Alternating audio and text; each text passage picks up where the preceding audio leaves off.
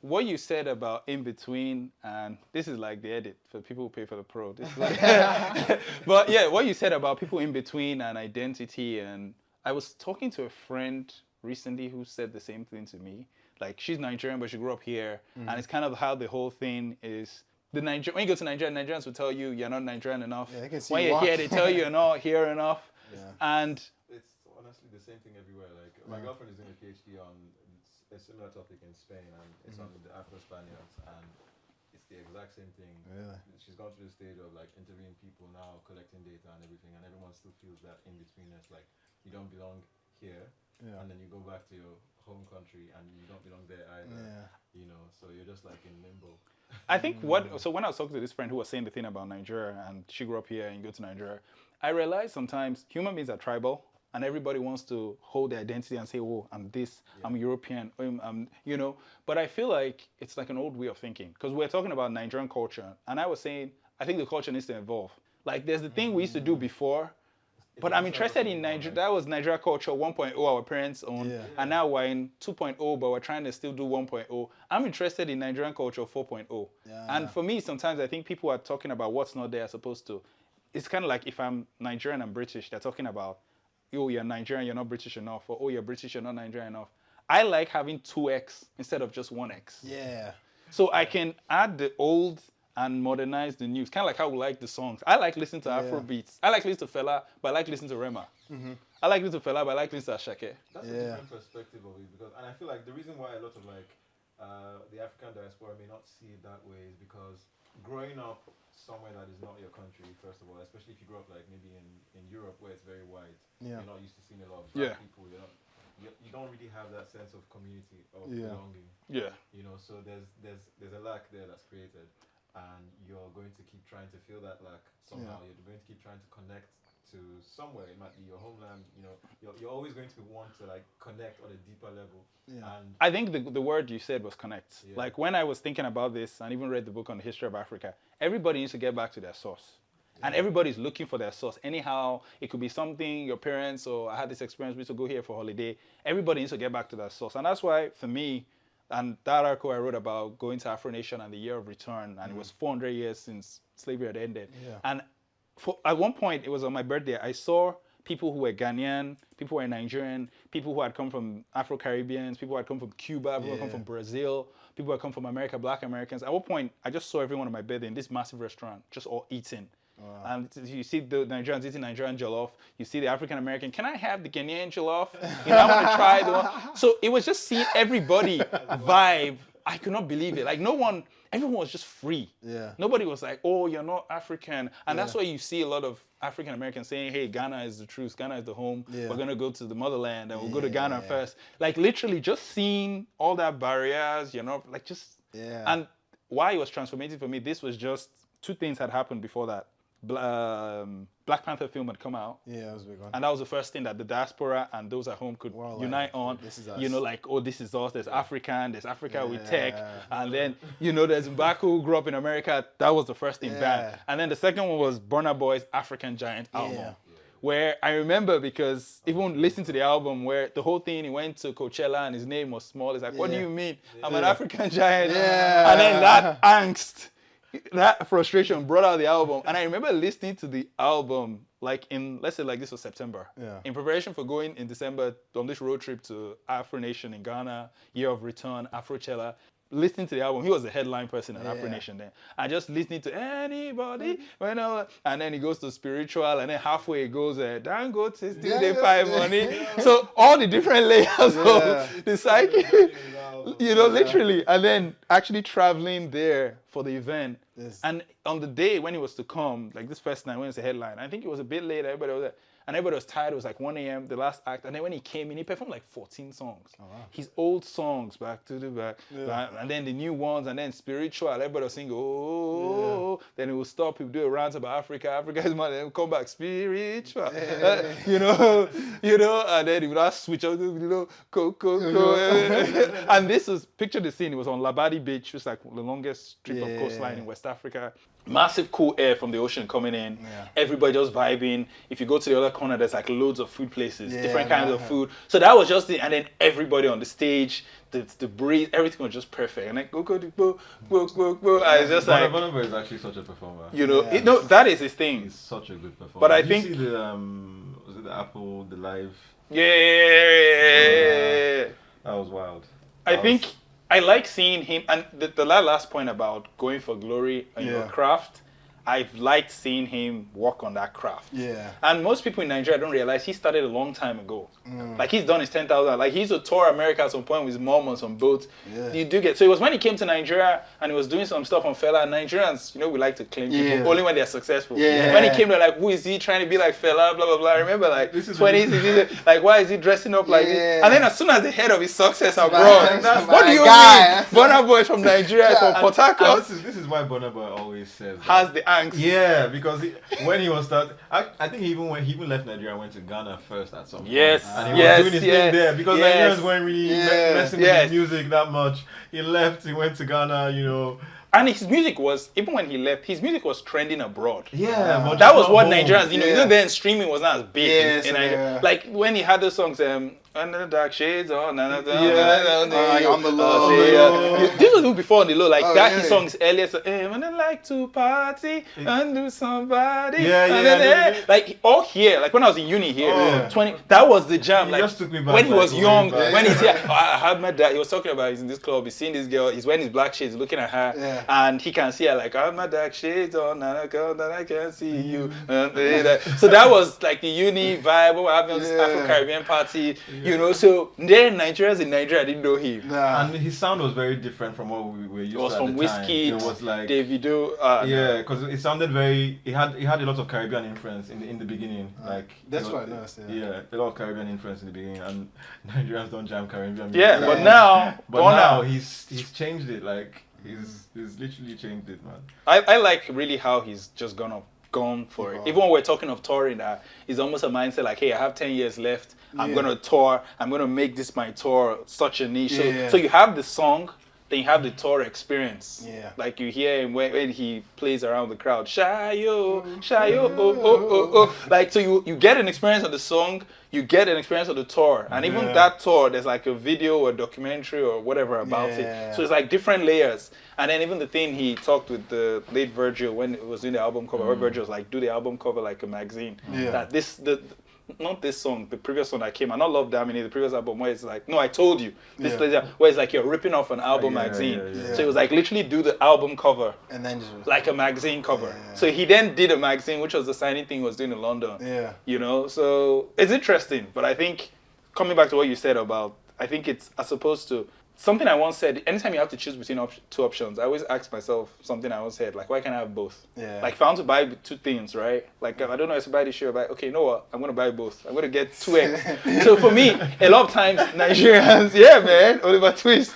A lot of times, people are talking about, oh, you're not this. It's even now, like, when people say, oh, yeah, Nero, you're Nigerian, oh, you're African, you're Israel. And I always, for a long time, would say, hey, I'm a global citizen. And literally, that was it where I've studied normal history, African history, Nigerian history from where I'm from in Nigeria, like going back thousands of years, and to kind of see it. So it's kind of like you're local, but you can take that local pride globally. But you have now lived here, understood the system that you're almost like a good go-between.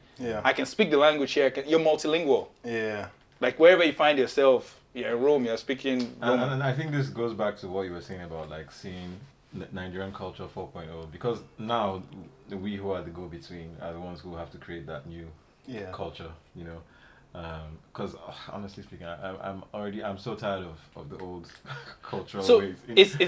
You just said something interesting. You just like triggered it when you said we have to create that 4.0.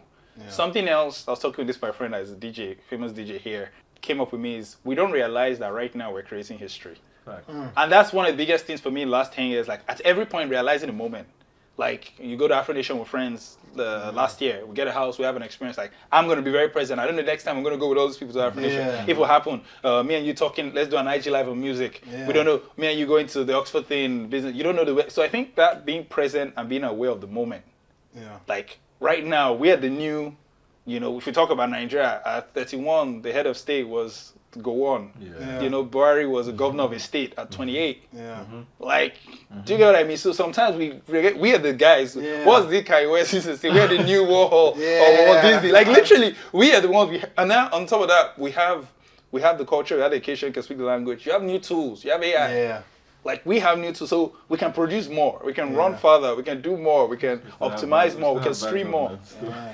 No, but even the bad governance needs to be innovated Someone upon. needs to be disrupted. Yeah, someone Like, needs to do something They about did it, something yeah. recently now that the governors will have to pay the money to the local government.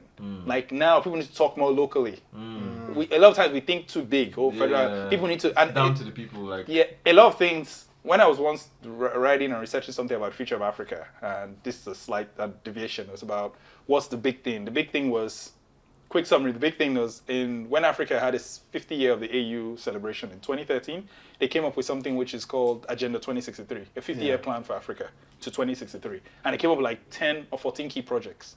Universal access, one African passport, the Inga Dam, and then one of the most important one was a railway connecting all African cities. One of the most important one was the Africa Free Trade Agreement. Yeah. So I started reading about this in 2016, right? And while everything was happening in the world, in 2018, all the heads of state, they kind of ratified it, like signed it. And now there's like 3 levels, there are 3 phases. So what that means is 90% of goods won't have tariff. So you can trade with each other. Now, the impact is, to give you some stats, currently the EU trades with each other at 65%. The Asian body trades with each other at 55%. America, Canada, Mexico, they trade with each other, I think, about 61. Can you guess what the inter-Africa trade number is? It's about It used to be 11, now it's 15. And then even in summary, we're trading with other people. Francophone is trading with France more than before. And then you're using another currency, you're using dollars. And just in transactional costs we're spending $5 billion a year in the cost of the transaction. Like I do a transaction with my Amex or whatever from Ghana for something in Nigeria, it goes to America, it comes back. But a lot of things now have been put in place to solve that. Yeah. Like our Afrexim Bank has created a clearing system with all the central banks, so you can buy Ghanaian goods with Naira, and then obviously the trading hub. Sorry to interrupt you. Do you think that this might be related to the remnants of colonialism? Yes. The current trade situation. The current system was created in a colonial way. So the same way railways were created to take resources to the ports. Yeah. But just because that's not the end of the story. So, and I'm saying this having read about colonial history, I read about before colonial history. Mansa, Musa, you didn't just take gold, you went to Mecca, you went to your Hajj, you brought all the thinkers to Timbuktu, and Timbuktu was the Paris of the Asian world. Yeah. There were Arabic people inventing math, studying everything. It's wild. Yeah. Like how they were learning about agriculture from the Egyptians and irrigation. Like that taking of ideas. Yeah. This was when Europe was kind of behind, the Black Death. The Black Death from the plague. Like this was what they were doing. There was rights in Borno Empire, women rights, people could own land, people were studying. So when people tell you this is a lot of stuff we're saying now, you can be great. You were great before. Yeah. Do you get just because you can't see it now and you keep rehashing a certain narrative? Yeah. So we need new narratives. And you know what it is? I feel like we also need to know where we're coming from to know where we're going. Majority of Nigerians and that's because during military they removed history. Yeah, history. And it's only recently they brought it back, but now there are not enough history teachers. Exactly. No one. There's a lot that we just don't know. Do you get so? About ourselves, about our history, where we come from, our practices, like the relevance of a lot of these things, and kind of like the thought behind these practices and everything, and it's all lost in Nigeria. It's the textbooks. But I think for me, and this is why I'm excited, the biggest thing I've realized in 2019, like what a time to be alive now. Like we have the AI and the ChatGPT and everything to write new textbooks. We can create in summary, we can create new content, new knowledge, and the stuff you didn't know before your history, you can learn it. Yeah. It's that history. More people now know Fela because of Afrobeats. Yeah. Yeah. Think about that. That's more people know Fela because of Afrobeats now. Now people will know Benin because somebody sang Benin Boys. Yeah. And what's Benin? Oh, Benin Empire. Oh, Benin. Yeah. So it's kind of like now we have to create new content and explore new mediums. Yeah. And that's what I'm excited. More video, more audio, more books, more cartoons, more animation, more music. more new ideas. I'm excited for not just the money-wise legal tariffs but just the inter-rail system, because I feel like even me, I'm doing this European. It's like Africa the infrastructure has been built to come in London, come in Paris, and drop a little money through all the different countries. And but that isn't the same thing. Yeah, they make it easy for you to do that. Like, they make it easy for you to come here, spend money, inject money into the system. But you know the interesting thing I would tell you, like when I compared it, it's like this now because almost 40 years ago, 50 years ago, they came together and formed the EU. And that happened after World War II. So they formed it, and now we're almost reaping the benefit. Obviously, Brexit. So but now let me now give you an interesting stat, because one of the things they were doing in the Africa Agenda 20 is to have a unified aviation market. You can fly anywhere, planes can land anywhere. There's not just like, oh, this is my country, this is my market. Like, you open up, you deregulation, which was what happened in EU. When it happened in EU, prices over a 10-year span for when they opened it came down by 75%. The amount of bookings increased by 400%. Exactly. Now you see how we've kind of partially, 25 African countries have come together and signed it in. Now we have the infrastructure, just the way we said we have infrastructure for GSM in Nigeria. Now it will be private people with private capital that will build on it, but now there's a law, there's an agenda, there's a plan. Whether you build on it or not, it's on you. Do you get one of the biggest things for this agenda, the last phase of phase 3 of this Africa Trade Agreement is the regulation around e-commerce and IP and digital IP. Once that is done, we can have more e-commerce. There'll be no like tariff. Like I'm an Amazon or whatever company. I send some goods. There will not be some huge because you're selling your made in Nigeria book in Ethiopia. You need to pay 25% tariff. So that would come off IP. There'll be IP laws for the whole market, not just IP for Nigeria, IP for South Africa. And IP comes to music as well. Art, fashion, all the kinds of IP. So there's going to be like a unified. It's going to be one unified market.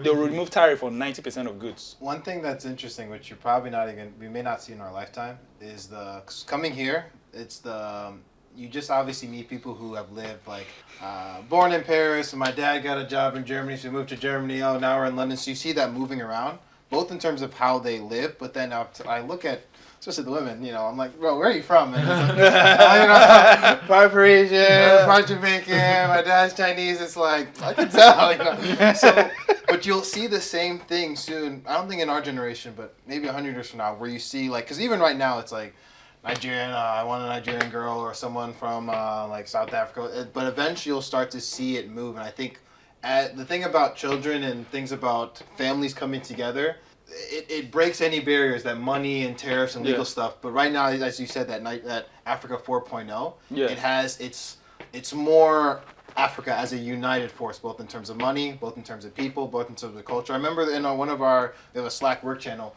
Someone was like, "Hey, look, does anyone know about Sudan dowry?" Because he's this guy. So it's like that type of stuff where we're now But the cool thing about it is, as I'm learning about your culture, I have to be solid on mine. So then when I get in, because there's still this cultural exchange, this ego where I need to make sure that when we're entering, your own. So I know my own. So that's why I'm really, really excited about that aspect. As things come together, there'll be more of a refinement on who we are, because we know we're going to be blending both commerce, people, travel, tourism. That's very, very exciting. That inspired something that one day just hit me during this summer, which was, I feel like at some point in our lifetime, probably within the next 25 years, we'll get to a point where everyone is moving back to Africa. I would love that. I cannot wait. And the reason how, and it's from Afro Nation, I saw in 2019, year of the return, I saw this and it's mainly 3 reasons. All the resources are in Africa. The youngest population in the world, average age 19, Africa. The people who are going to manufacture stuff, make the next iPhone, learn the next AI, it's Africa. Whether you optimize for it, you improve the education and healthcare to make that a quicker possibility, but everything is there. And then Africa is not just the motherland to Africans. And it was this history book I realized everybody came from Africa.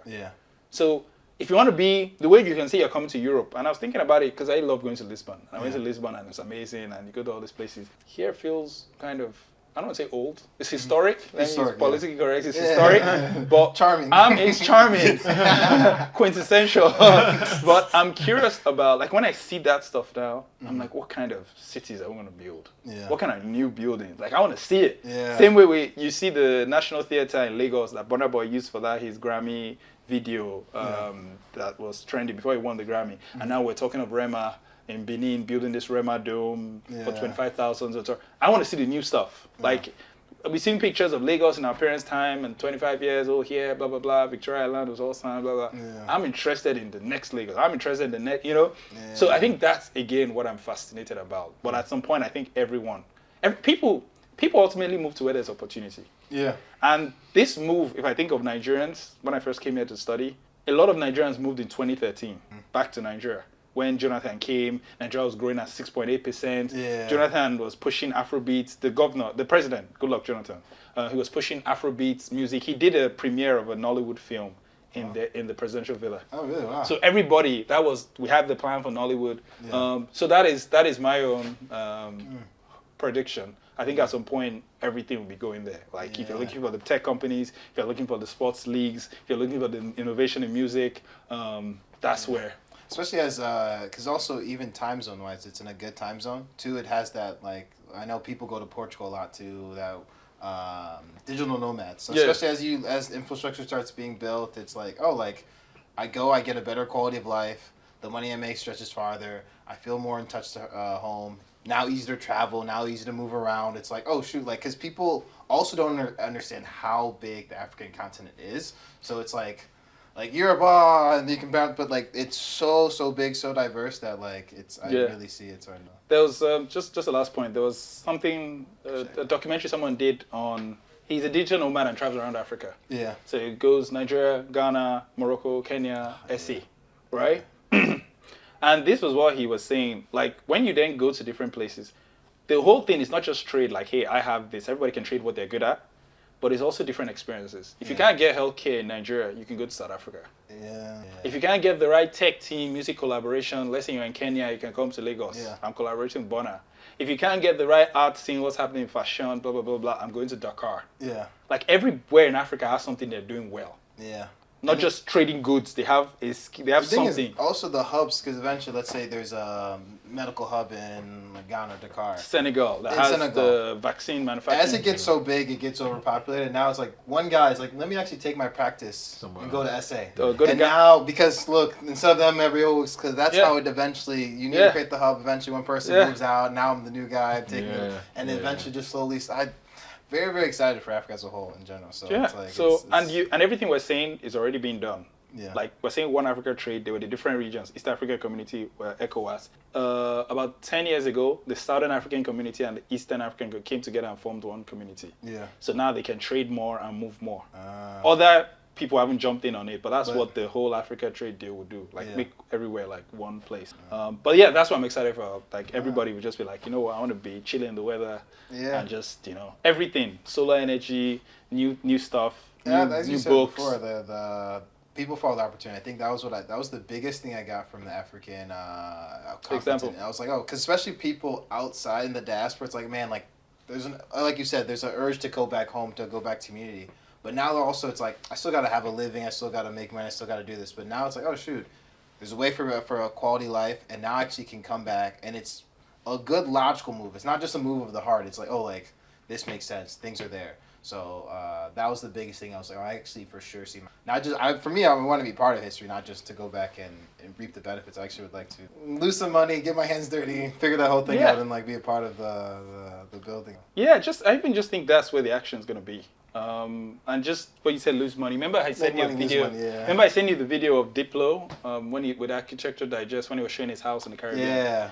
And somebody else who had sent it to him, we're talking about it, was like, imagine doing this kind of house in Accra. Yeah. Like a full-on music studio. So anybody who's creating music can come in, like an Airbnb for music. Just come in, and I'm chilling, seeing the Atlantic Ocean there. Makes me like. That's a vibe. That's it. That's a wrap, man. We're done. We're done. That's all we're getting for free. That's it. We're done.